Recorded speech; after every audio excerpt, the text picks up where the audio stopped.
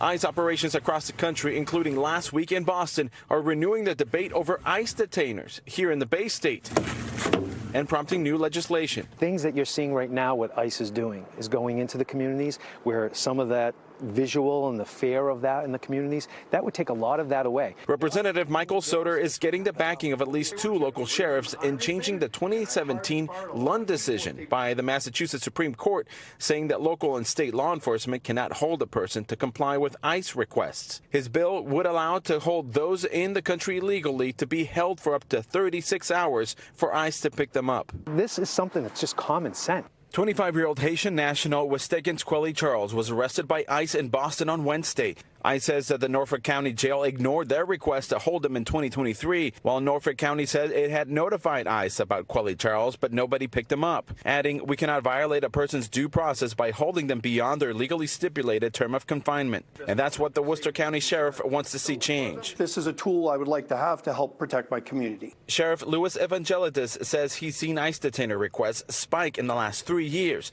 ever since the influx of migrant families to Massachusetts. This problem's getting more acute, and I'm starting to see more and more people walk out.